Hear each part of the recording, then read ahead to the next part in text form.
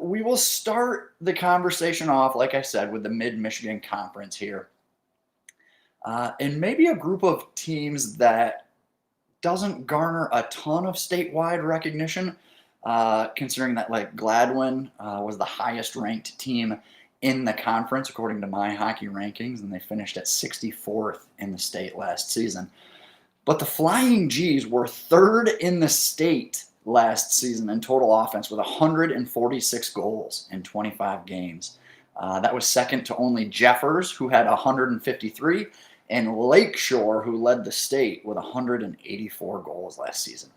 Um, that comes out to almost 6 goals per game, believe it or not. And the kicker about all this is that the Gladwin could see as many as 16 skaters return from last season's squad. That spells bad news for the rest of the Mid-Michigan Conference, I think. I highlighted Gladwin forwards Braden Guzman and Clayton Newman as two forwards to watch ahead of the 25-26 season. You can check that out on the blog that I linked in the description below.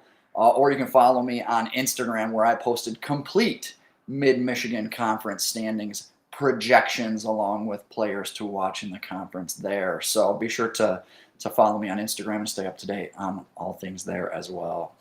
But the G-men are going to be much more than just those top two scorers that I mentioned. You also got Jeff Zeitz, who scored 17 goals and 30 points last season. Parker Woods reached the 20-point plateau as a freshman.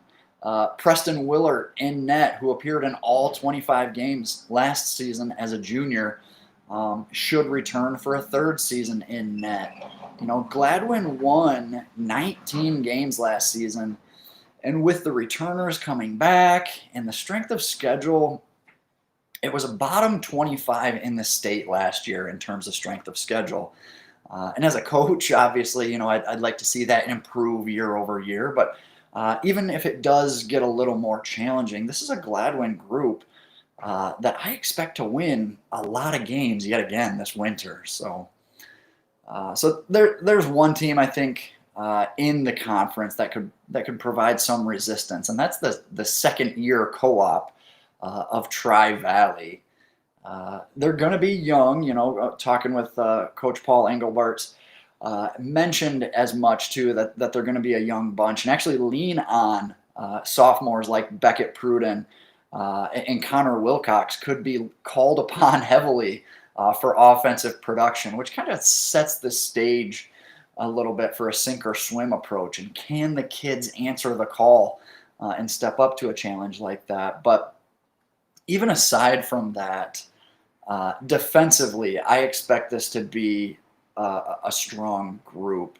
The Thunder graduated a pair of goalies, so that leaves a bit of question marks and holes to fill in that end of the rink. But when you've got juniors like Max Miller and Jake Rao, who have played almost 50 games apiece at the varsity level, that is a constant and a real luxury on the back end that you can lean on as you're kind of working through some growing pains in net, as you're looking to develop and find that scoring touch up front. With those two pillars in your defensive unit, I think that bodes well for you. I got to see Rao this fall with MHA, and he's on their top 18U team playing against AAA competition. Rao's a guy that comes from a AAA background, playing for Little Caesars. But, I've seen him now for 3 years with MHA in the fall program, and he's really starting to round out into a complete high school defenseman.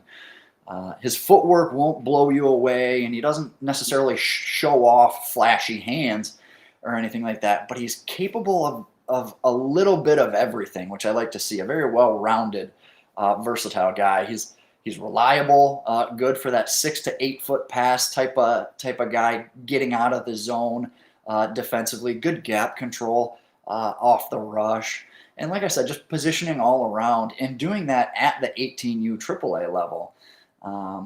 He'll have the ability to really crank it up, I think, and take over high school hockey games at this level in the Mid-Michigan Conference, and I'm not sure anyone else in this conference can match his skill set and ability. So, you get to pair him with a guy like Max Miller, who actually outproduced Rao last season with 10 goals and 32 points, and you've got a really solid pair that could, probably skate with just about anybody in the state.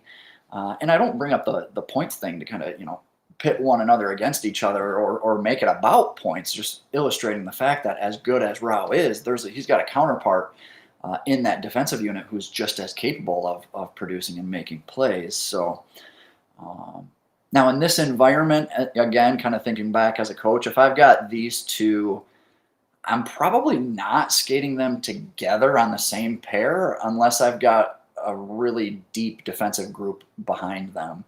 I'd probably split them up and go like my 1 and 4 and my 2 and 3 or something like that on the back end. And then that way I can have one of them on the ice at all times, especially in more difficult or challenging matchups. You always want at least one of those guys on the ice.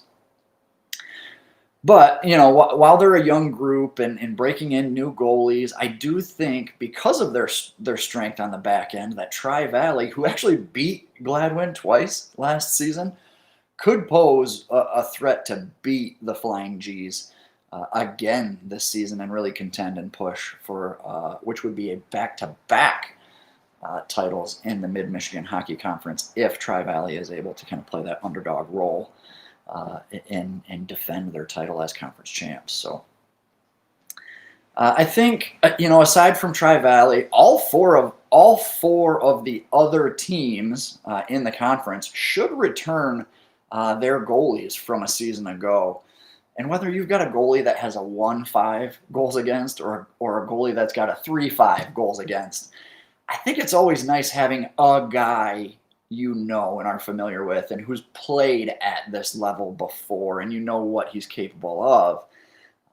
Not sure what some others have coming in this season either. That obviously is yet to be determined as we're still a month away, but certainly worth noting when 4 of the 5 teams in the conference should have at least a steady presence in net.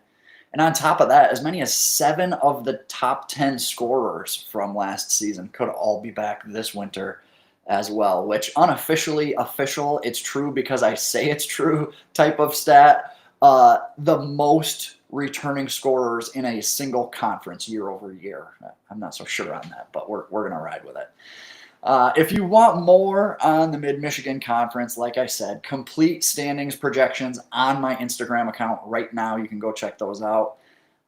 And then obviously if you go to the blog at pdspicks.com, the link is in the description as well. Got a ton more in detail on the Mid-Michigan Conference as well.